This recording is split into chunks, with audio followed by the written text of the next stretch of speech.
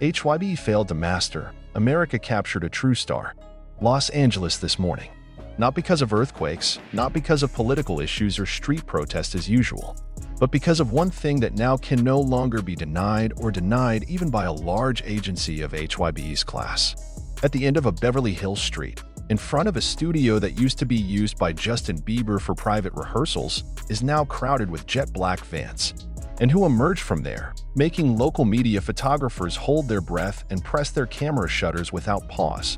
Jungkook, the golden magne of BTS, is now truly incarnated as the new king of the American music industry. We are no longer talking about Jungkook from BTS. No. The United States today knows him as Jungkook, a talented young soloist who not only broke into the mainstream pop market, but tore it apart from within. With a golden voice capable of cutting without mercy, stage charisma that rivals any singer from the millennial era to Gen Z, and the courage to be different without relying on the big names of his group, Jungkook is now standing alone. And the harsh reality, or sweet, depending on who's looking, is this: Jungkook's solo career shines more in America than in Korea. A statement that not only surprised, but also invited great controversy in the country. Many in the Korean army began to question, has Jungkook now made America his main home? Is his popularity in Uncle Sam's land a sign that he has removed the umbilical cord from HYB and built his own empire on the global stage? And most distressing for some, does this mean that South Korea has failed to make proper room for Jungkook's class of pure diamonds? The facts speak. His solo debut album, released a few months after he completed his military service, topped the Billboard 200, beating albums from veteran American singers such as Drake and Ariana Grande. Even in the same week, the album's lead single reached #1 on the Billboard Hot 100, surpassing Taylor Swift's song.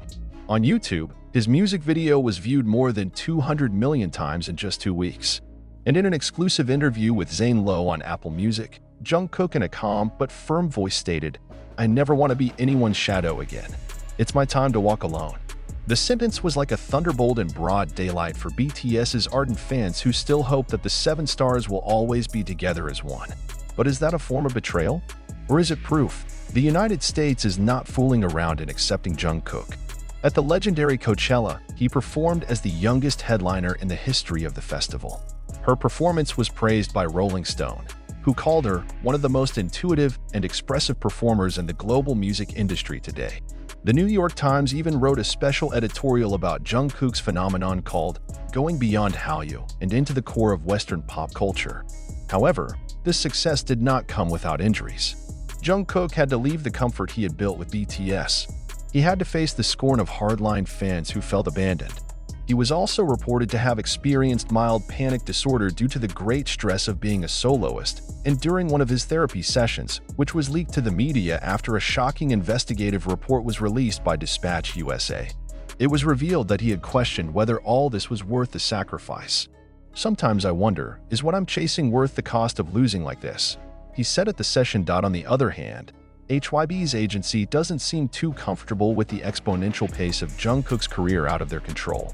Some industry observers have suggested that HYB began withholding some access to local promotions for Jungkook's albums in order to maintain a balance of popularity among the other BTS members.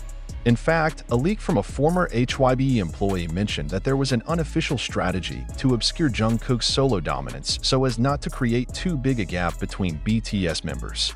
If this is true, then the question is only one: is HYB afraid of Jungkook's success? But most surprising, perhaps, was the response from Jungkook himself. In one of her Instagram lives, when a fan asked her why she was in America more and looked more alive there, she answered very honestly, "Because here, I don't need to prove that I'm worthy. They believed it from the beginning." The sentence, which seemed to insinuate that the Korean industry is too strict in placing art within the boundaries of the system, made netizens argue long. Many felt that Jungkook gave a hard slap to his own homeland. But others feel that he is only honest with the wounds that have been closed tightly. We cannot deny that America, with all its cultural openness, provided a freer stage for Jungkook. He is free to experiment, explore R&B music, EDM, even jazz fusion, which is not at all sold in the Korean market. Instagram The Weeknd, Charlie Puth, and even Lady Gaga collaborations that are still classified but have been leaked via a well-known producer's Instagram post. And does all this make him forget the roots from which he came? Not really. In an interview with Vanity Fair, Jungkook stated, "Korea will always be the homeland of my soul. But every soul needs room to grow. And that space, for me, is here." A statement full of meaning that made some of the army cry with emotion and others were speechless confused. But who can blame Jungkook if the world now sees him as a common property? The world is no longer about national boundaries, and Jungkook has become a global icon that transcends cultural boundaries, languages, and even expectations. It's not just Korean stars. It's not just K-pop soloists. It is now the artist of the world born of the courage to let go, step up, and take charge.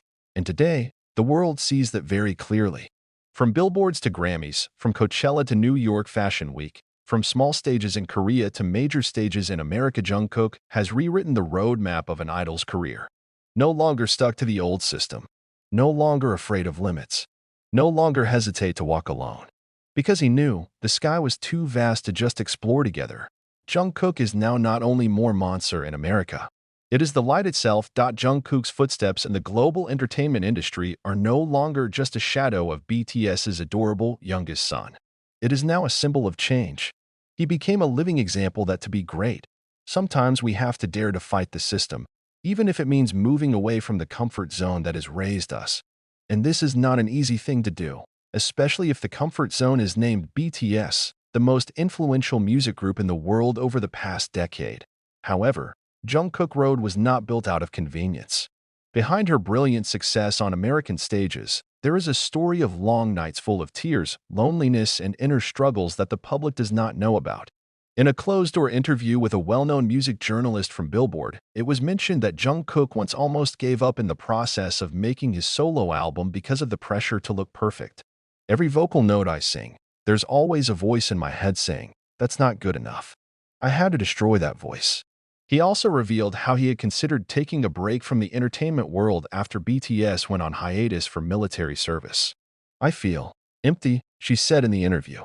But a spiritual trip to the quiet region of Arizona, in a program like a week-long silent retreat, helped Jungkook rediscover what made him love music in the first place. Not fame, not money, not praise, but freedom.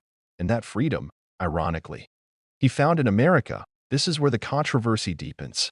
Many in Korea feel that Jungkook has been too Americanized, ranging from his fashion choices, which now often wear streetwear smelling of New York grunge. His hairstyle is more edgy, to his way of speaking that is more straightforward. Sometimes even tends to be disrespectful by Korean standards. An article from the Korea Herald even called it a global icon that has lost its roots.